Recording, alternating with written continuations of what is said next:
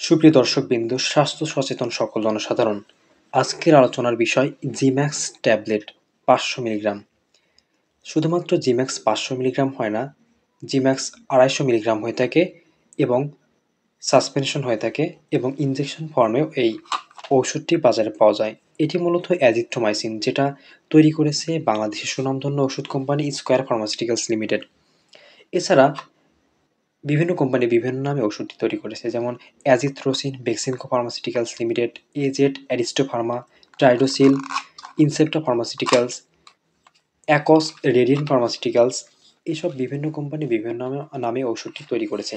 তো আমার হাতের কাছে জিম্যাক্স ওষুধটি ছিল, তো আমি জিম্যাক্স ট্যাবলেটটি আপনাদের সামনে উপস্থাপন করব বা অ্যাজিথ্রোমাইসিন ট্যাবলেটটি সম্পর্কে বিস্তারিত আলোচনা করব।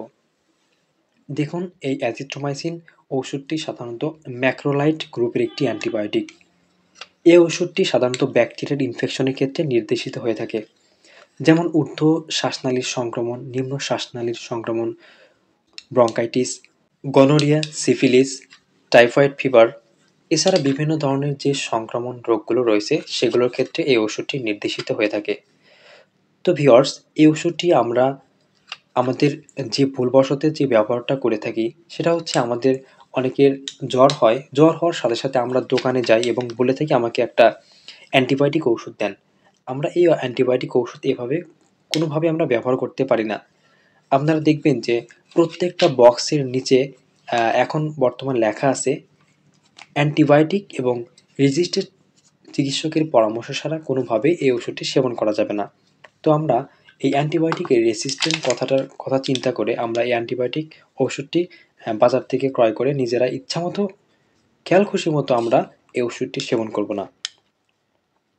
তো ভিউয়ার্স, এই ওষুধটির সাইড ইফেক্ট কী? এই ওষুধটির বিভিন্ন ধরনের সাইড ইফেক্ট রয়েছে, যেমন বমি হওয়া, বমি বমি ভাব হওয়া, খাবারের রুচি কমে যাওয়া, এরপর অ্যালার্জিক রিয়াকশন, আরও বিভিন্ন ধরনের পার্শ্ব প্রতিক্রিয়া হতে পারে। তবে সবার ক্ষেত্রে যে পার্শ্ব প্রতিক্রিয়াগুলো দেখা দেয় তা কিন্তু নয়।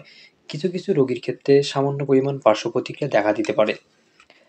কন্ট্রাইন্ডিকেশন বা এই ওষুধটি কারা ব্যবহার করতে পারবে না? এই ওষুধটি হাইপার সেন্সিটিভিটি অফ ম্যাক্রোলাইডস অর্থাৎ ইরাইথ্রোমাইসিন, অ্যাজিথ্রোমাইসিন এইসব ওষুধের প্রতি যাদের অ্যালার্জিক রিয়াকশন রয়েছে, হাইপার সেন্সিটিভিটি রয়েছে, তারা কিন্তু এই ওষুধটি সেবন করতে পারবে না।